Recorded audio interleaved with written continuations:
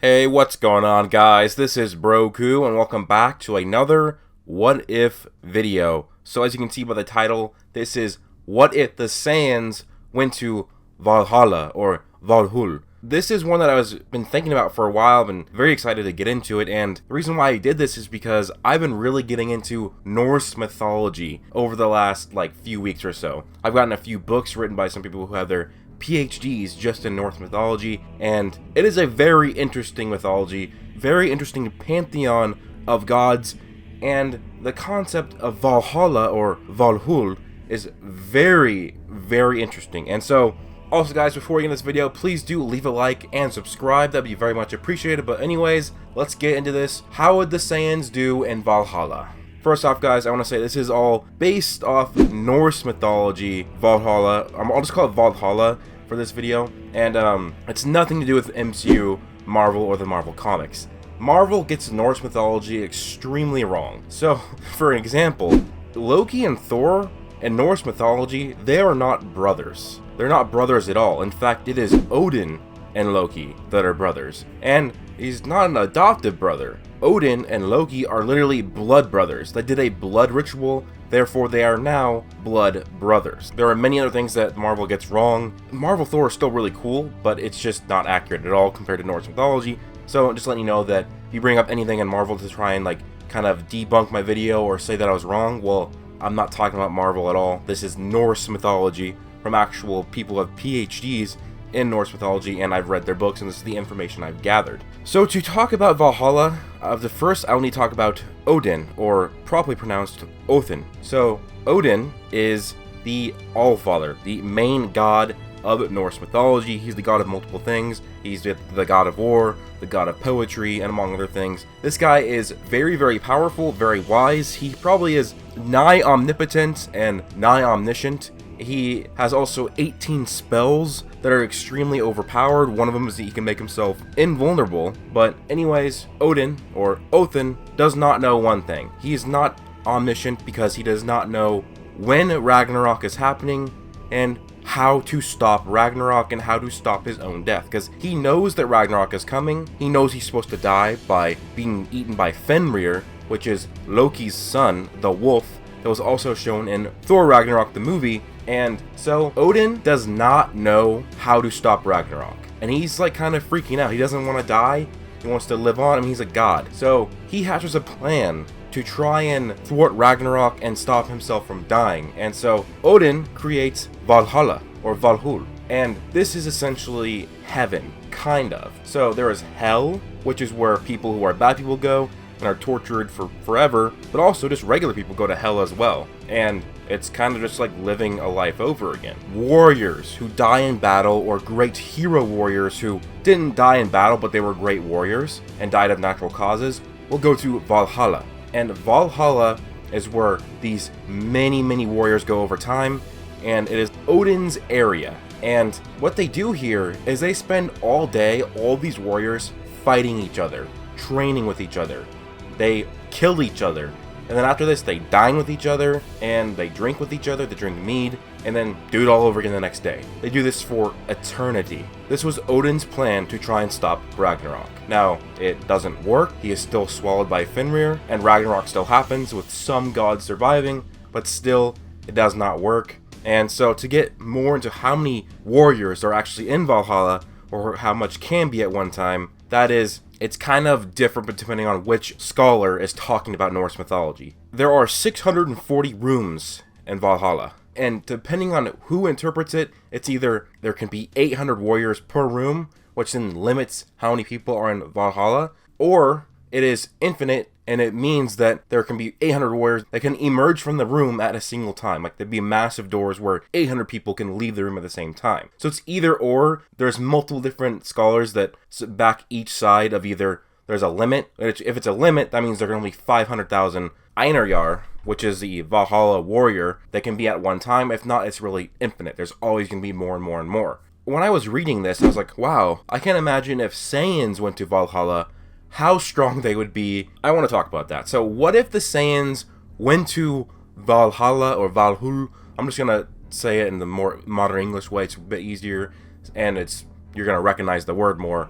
So we know Saiyans, if they train, they get stronger.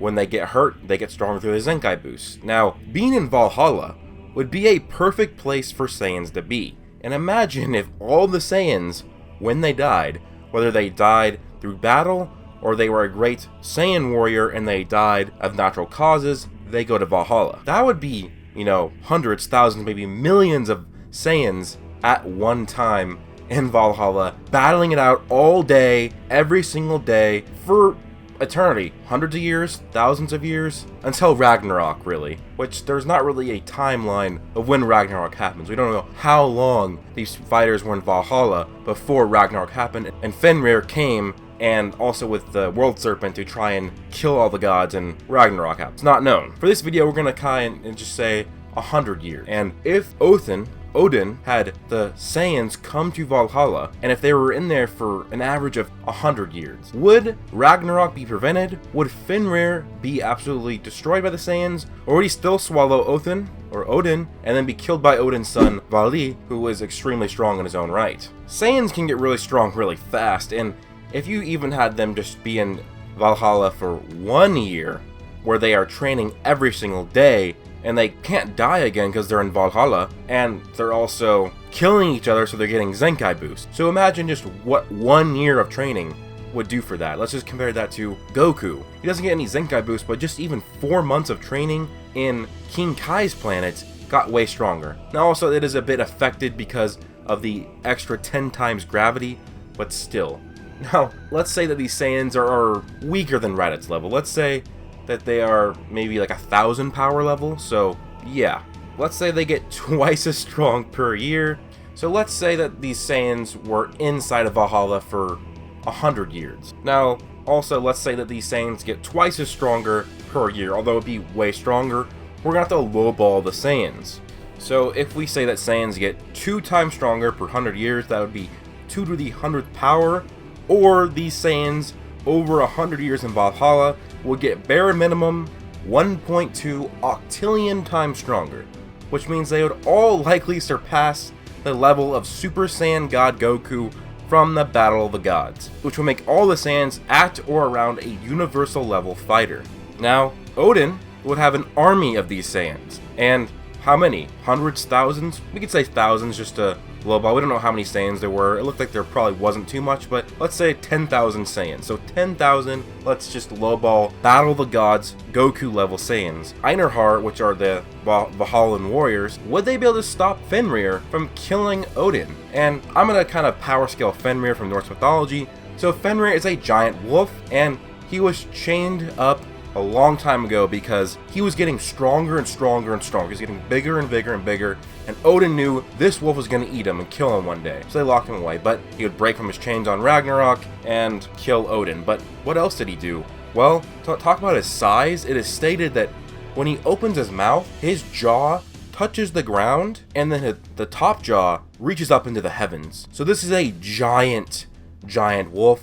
Way bigger than the wolf that is actually in Thor Ragnarok. Like, we're talking like, this is like a city, at least, maybe even state-sized wolf we're talking about here. It is giant. It is massive. And it ate the sun with ease. Yes, Fenrir ate the sun with ease. No damage, no effort, just gobbled up the sun like it was nothing. So Fenrir is a star level villain. He's a star level wolf, and I mean, he is killed by a sword, but he first has to have his jaw broken by Vali, brother of Thor, son of Odin, and then Vali goes into Fenrir's body and stabs his heart. But the gods' weapons were far stronger than the average sword.